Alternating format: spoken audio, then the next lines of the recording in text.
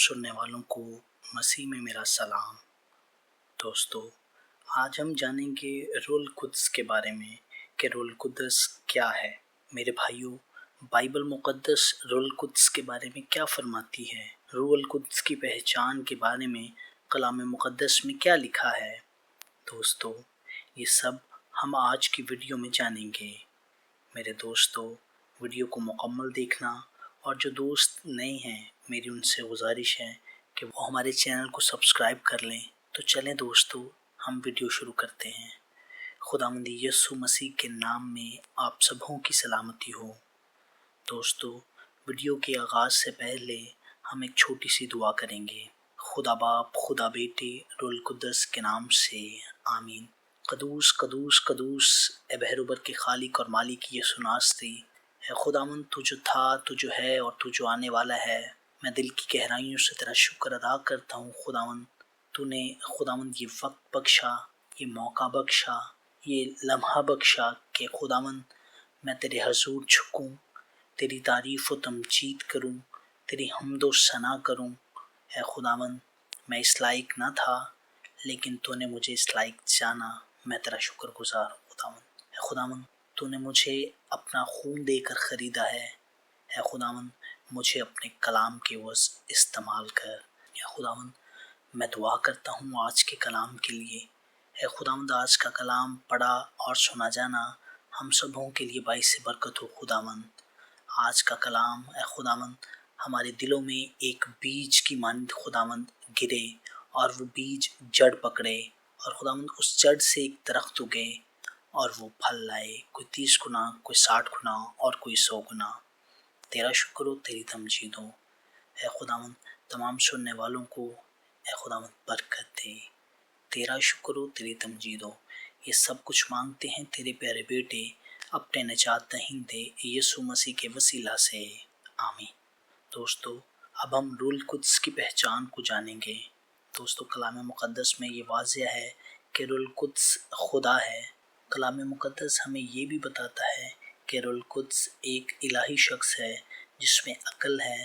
دوستو، دراصل حقیقت یہ ہے کہ روح القدس کو بطور خدا کلام مقدس کی مختلف آیات میں دیکھا جا سکتا ہے۔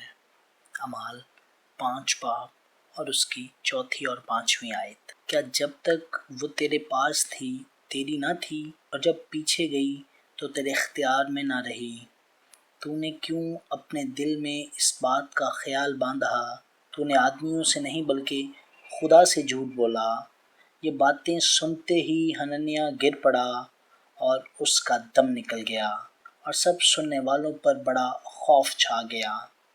دوستو، اس آیت میں پطرس رسول حنانیہ سے کہتا ہے کہ اس نے روح القدس سے جھوٹ بولا، بلکہ اس نے انسان سے نہیں خدا سے جھوٹ بولا۔ دوستو، اس میں پطرس رسول کی وضاحت ہے کہ روح القدس سے جھوٹ بولنا اصل میں خدا سے جھوٹ بولنا ہے۔ اس کے علاوہ زبور 139 اور اس کی 7 اور 8 آیت۔ میں تیری روح سے بچ کر کہاں جاؤں، یا تیری حضوری سے کدھر بھاگوں؟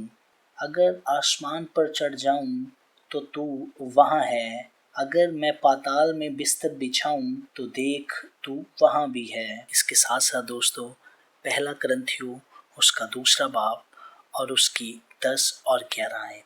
لیکن ہم پر خدا نے ان کو روح کے وسیلہ سے ظاہر کیا، کیونکہ روح سب باتوں بلکہ خدا کی طے کی باتیں بھی دریافت کر لیتا ہے، کیونکہ انسانوں میں سے کون کسی انسان کی باتیں جانتا ہے سوا انسان کی اپنی روح کے جو اس میں ہے۔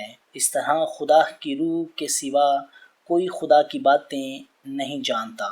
دوستو، ان آیات میں واضح ہے کہ روح القدس حقیقت میں الہی شخص ہے، کیونکہ وہ عقل رکھتا ہے اور احساس بھی، اور وہ اپنی مرضی بھی رکھتا ہے۔ روح القدس جانتا بھی ہے اور سوچتا بھی ہے۔ دوستو، اس کے علاوہ میں آپ کے ساتھ بائبل مقدس میں سے کچھ اور آیات شیئر کروں گا جس سے آپ روح القدس کو مزید جان سکیں گے۔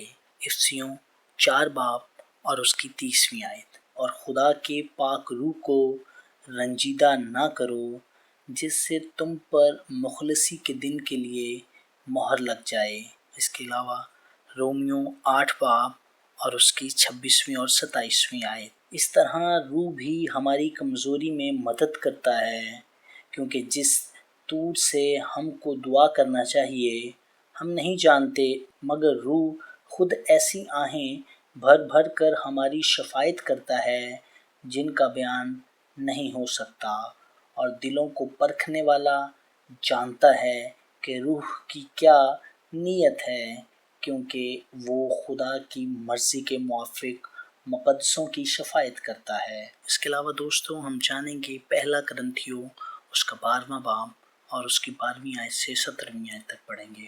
کیونکہ جس طرح بدن ایک ہے اور اس کے اعضاء بہت سے ہیں، اور بدن کے سب اعضاء گو بہت سے ہیں مگر باہم مل کر ایک ہی بدن ہے، اسی طرح مسیح بھی ایک ہے، کیونکہ ہم سب نے خواہ یہودی ہوں خواہ یونانی، خواہ غلام خواہ آزاد، ایک ہی روح کے وسیلہ سے ایک بدن کے ہونے کے لیے بپتسمہ لیا، اور ہم سب کو ایک ہی روح پلایا گیا۔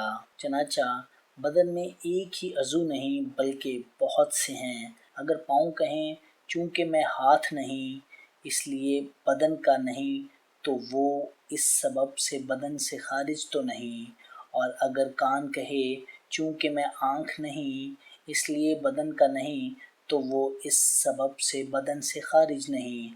اگر سارا بدن آنکھ ہوتا تو سننا کہاں ہوتا؟ اگر سننا ہی سننا ہوتا تو سونگھنا کہاں ہوتا؟